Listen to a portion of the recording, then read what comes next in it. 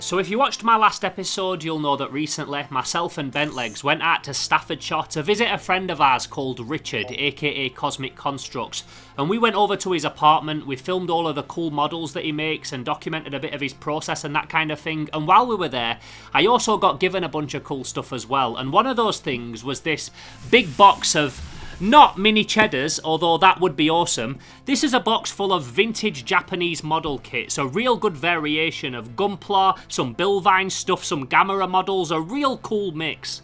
Now these all came from a model kit fair that Richard recently went to. Some guy was selling all these, but I don't think it was the right market for him. This was the kind of model kit fair that had like planes and trains and automobiles and that kind of thing, not people that were looking for Japanese model kits. And with these all being so cheap, he started sending me pictures on WhatsApp and I were going crazy. I was like, yeah, get him. So basically by the end of the day, he'd pick me up pretty much every single thing that this guy had for sale on his stall. Like, he pretty much grabbed me all of them.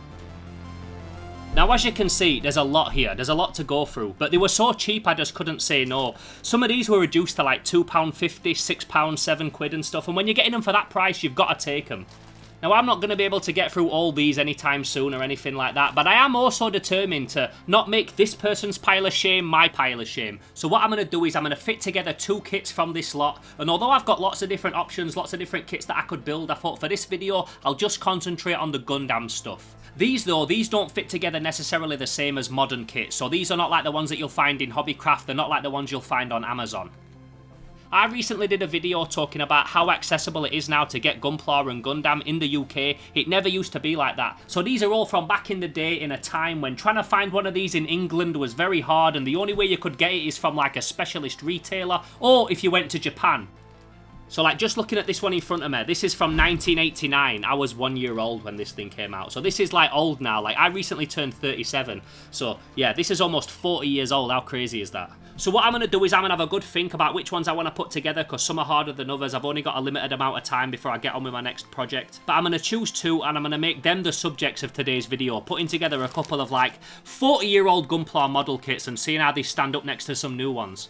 So if all that sounds like a bit of you, then as always, sit back, make sure you're comfy, and get yourself ready for a brand new Gunpla building episode here on Slimehouse TV.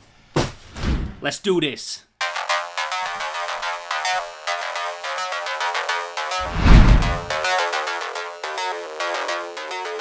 So after much deliberation and umming and ahhing about which 2 I should start with, I went for the Gundam Double Zeta Era Hamma-Hamma and also the V Gundam, aka New Gundam from the movie Shaw's Counterattack. 2 very different kits, both from the late 80s, that I thought would make great builds for my first delve into this pile of vintage Gundam gold. So one thing you'll notice straight away is even though this is a vintage kit, it's still got the multicoloured runners. Which is funny because sometimes you'll see people just discover Gunpla now all these years later and they're fully blown away by this. I was the same, especially people that have only done Warhammer and that kind of thing, but Japan, being the super innovators that they are, they were casually doing this over 4 decades ago. Don't be fooled though into thinking that this means you get a full coloured figure in an old kit like this, because although these coloured sprues do handle the majority of the different coloured elements of the suit, there is still a fair bit of painting involved, something that I find out more than ever later on.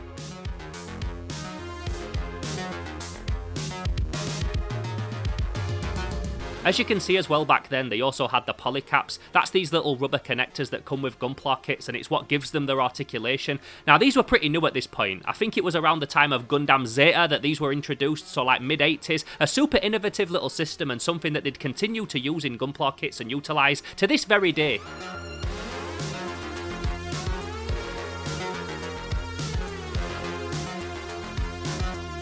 So I suppose what I wanted to do with this episode today, or at least what I wanted to do when I first started making it, was put together a quick little video talking about some of these older kits, fixing a few of them up and comparing them to some newer Bandai kits. And I am still going to be doing that, but what I thought was going to be a quick little fun project on the side turned out to be something much bigger than I anticipated. As I've probably already mentioned, you have to paint some of the colours in on these sprues. They're not like new Gunpla kits that you get and all of the colour are on the sprue or in the decals. Back then you had to actually paint some of the parts in, and that's what I've got to do here. Now I wasn't sure what order I was going to do that in, whether I were going to paint them when they were on the sprue or paint them after, but it looks like I'm doing a mix of both because I've already put some arms together that needed pieces colouring in here. I also don't have any of that old school Umbral paint, that old boy Airfix paint that all the old dads used to use back in the day in the little metal tins, the enamel paint. I've only got acrylics. So I'm going to go with the 2 thin coats, Hold Tight, Duncan, Rhodes and Gang. Now this might not be the perfect paint for this, I am going to have to give it probably more than 2 thin coats. And also, I've not put any primer or anything on this. You can hit these with a matte primer and then paint them, but I only need very little parts of these things painted. So I'm just going to go for it. It'll probably scratch off eventually, but yeah, let's just do the thing. Let's just crack on because I want to get these done.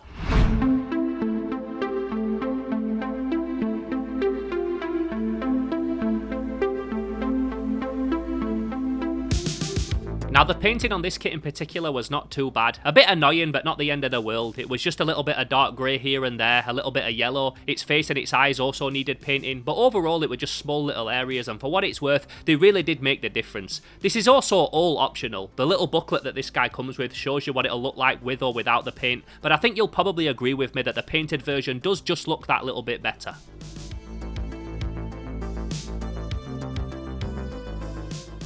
So I've been painting it with the 2 thin coats, giving it a couple of layers, and it's sticking to it and stuff, and it looks fine, but I'm not really having fun doing it. The whole beauty of doing a Gunpla kit, to me, the whole attraction, the whole allure, is like not having to paint them, and that you just snap them all off and put them together. And it's funny how back in the day, that was only part of it, and there was still a lot of painting involved. So that's the only part that I don't really enjoy about doing these old kits. But I've very nearly finished now. I've nearly done all the painting, so I can go back to sticking it together, and hopefully pretty soon I'll have another Gunpla figure, a nice V Gundam. I'll catch up with you in a bit.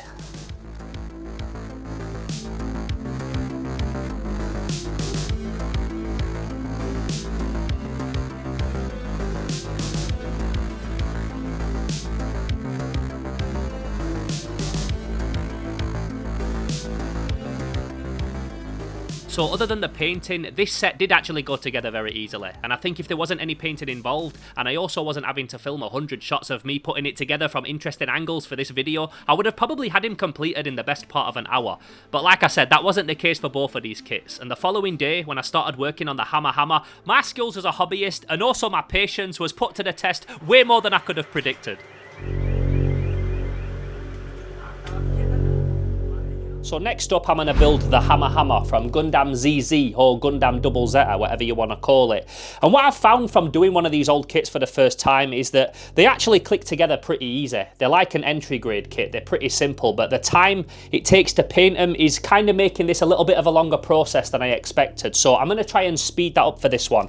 So what I'm going to do is, inside these little booklets is a paint guide, obviously, of all the little bits that need to be different colours. And ideally, this would have needed another sprue, because they want you to paint stuff that's the same green as one sprue on a turquoise sprue and vice versa, which isn't ideal. Like, I've got lots of paints, but it doesn't necessarily mean that I've got one that colour matches that perfect. So I'm going to have to find the one that at least does it like the best it can. I am going to do the matte lacquer thing as well on a few of these, just because it's going to make them easier to paint and easier for paint to stick to them. And I've also got a can of red, so all the red bits I'm just going to prime in one colour as well. So yeah, this is going to mean cutting a few things off the sprue first, painting them separately, and then hopefully assembling everything together at the end a lot easier and a little bit more quicker than it took to do that one, because yeah, that took a little bit longer than I wanted it to, for real.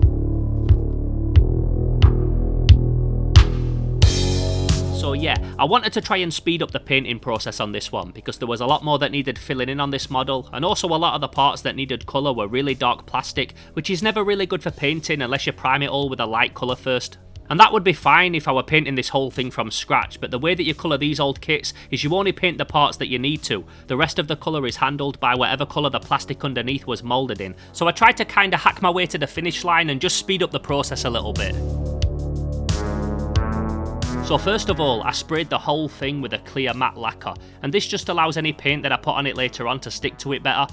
This does also mean though, if I make any mistakes, it's not going to be as easy to scratch off. And if I was painting this whole thing, then mistakes wouldn't really matter too much, because I would just cut back with the opposite colour. But as I said, there's only certain parts on this that need painting, so I'd have to be super neat when I did that, which first of all was pretty hard because I was painting over dark green with yellow. And I know I could have probably started with a white base coat just to help the yellow take better. I decided not to this time though, just in case it didn't make any difference and I would have put more layers down than I needed to, which could leave brush strokes and things looking chalky. I mean, it might not have, but that was just my thought process at the time. Something else that made sense to me as well at the time that I was confident would work good is that I could mask off a bunch of parts with liquid masking fluid. So this is basically a liquid latex that you can paint onto any areas that you don't want to get covered. This means that I could spray paint everything at the same time, get a nice smooth finish on the parts that I wanted to be sprayed red, and then once that were all dry, I could peel off the masking fluid and be left with a nice sharp edge and finish. It was also heavily raining at the time, which means that I couldn't do any of my spray painting outside. Luckily, I was only having to do a little bit in some short bursts, and I do have an extractor fan fitted in my wall that helps suck out these kind of fumes and paint particles. But even with that, it's never a good idea to spray anything with rattle cans indoors, and under normal circumstances, I would always avoid doing it. These are fucking huge. So let's get a closer look at some of these guys. Let's start with the AT field here, which mounts with the bun. Another thing that I needed to spray red was the shield, and dude, this shield, I can't even tell you how much aggro this thing gave me. I started off by spraying it red, no problem, all good, but around the edge it needed to have this dark green border, and I thought perfect, I'll just wait for the red to dry, add the masking fluid after again on all the bits that I want to keep red. I'll make sure that I do it really neat and add lots of layers. I've also got some Colourforge salamander green spray paint that I can use to match the green that I need. This is perfect, this is all going to turn out awesome. Well, honestly, I couldn't have been more wrong, and not only did the shield mess up and not work, but all but one of the little jet booster things that I'd masked off as well all came out scrappy. Like, as far as I were concerned, a total fail. And being someone that always aims for perfection and likes things to look like they came fresh off a production line, I can't say that I wasn't gutted with how all this turned out, especially because by this point I'd already been working on this project for way longer than I'd wanted to. So I've not filmed a lot of this process because it was just winding me up and I was just trying to get it to look okay, but like that masking fluid just worked so bad. I wanted to try and speed up the process by using the masking fluid, but it's not worked, so then I went in after and tried to like paint up the little bits that the masking fluid didn't work on, and it's just made such a mess of this thing. And then I tried to scrape it off and it's just like all clogged up and started to look crap. Like, I am really not enjoying working on these old Gunpla kits that you've got to paint. I love building Gunpla kits, and like I said before, I love the fact that you just build them, you don't have to paint them. When I create the toys that I make on this channel, I always paint them, and I really enjoy painting them in big bold colours, really neat, making them look like factory produced toys. But when it comes to Gunpla, that's not what I want to do, and I wanted this to be a video that I got done in like 2 days. I'm currently on like day 4. I've not even started building this one yet because I'm having to work with masking fluid and just stuff that's not working out for me today. Like, this was supposed to be a quick video and so far it really isn't. So it's very rare that you'll hear me rant and get negative on this channel, but honestly, I am not having a great time. Look at all the stuff I've got out. I've got thinners and clippers and masking fluid and paint, and there's little bits of masking fluid that I've picked off everywhere. Like, I wanted to have a nice chilled couple of days, neat, tidy work, working on some Gunpla kits, and it's just not worked out that way. So now I've got to somehow strip this off, but I don't have any bio strip, I don't have any methylated spirits, so I'm going to have to use thinners, which can like corrode the plastic, so I'm going to have to do it really quick. I'll catch up with you in a bit. Now let me just say, in my defence, at the time of recording this, I definitely was a little bit stressed. And it wasn't even me stressing at the model kits, it was more of just how everything were going wrong and how I'd underestimated how much work were going to go into them, and also trying to get them as perfect as I pictured them in my brain. And obviously, if you know me, you know that I am used to painting stuff, I do it every week. I just think for me personally, Gunpla building is more of a little palette cleanser that I like to do between messy projects as more of a fun and relaxing thing. And I just wasn't prepared for how much work I were going to have to put into these old kits. And again, this is not me firing shots at these old kits or anything like that, don't get it twisted. These are incredible. These are almost 40 years old. For the time, these are like so innovative. This is definitely a me problem.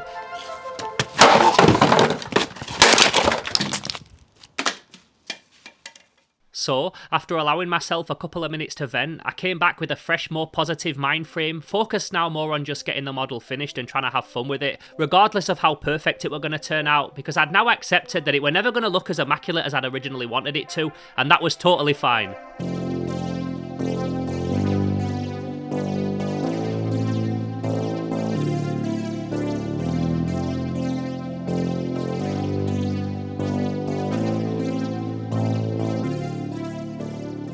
So when I'd done what felt like 20 coats of paint and it still really wasn't covering the green and it was full of brush strokes, I just accepted it. This guy also has the option of an arm that hangs on wires and a spring, but when I threaded them wrong and accidentally bent the spring out of shape, I just dealt with it. He doesn't need it, it would have probably looked weird and out of place anyway. when the parts that needed gluing wouldn't stick together properly using the polystyrene cement, so I had to use super glue and accelerator and it left little white marks and everything. It was whatever. Honestly, by the time that I'd got close to the finish line, I was just happy that I'd managed to get this thing almost completed, and after spending almost 40 years stuck in a polythene bag, it was actually now fixed together and ready to be displayed and appreciated.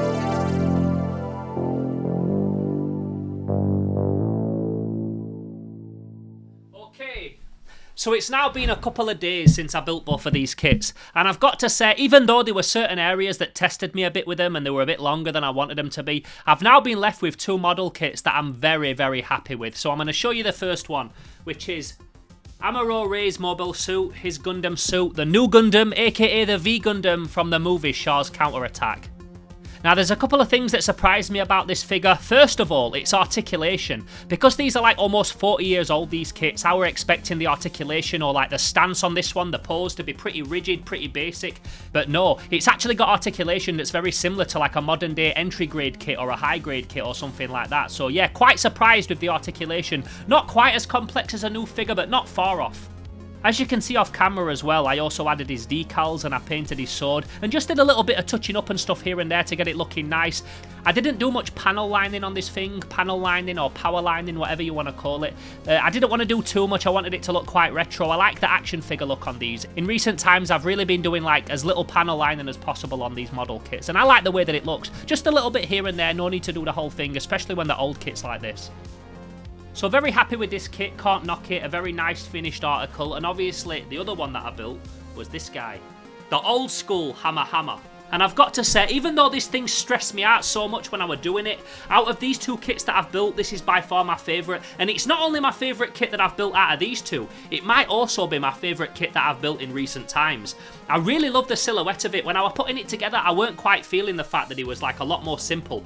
You know, I said about this guy has got really nice articulation and he moves a lot like some of the newer kits. This one is the complete opposite. He's got very little articulation, very simple. He stands a lot more simple, a lot more rigid.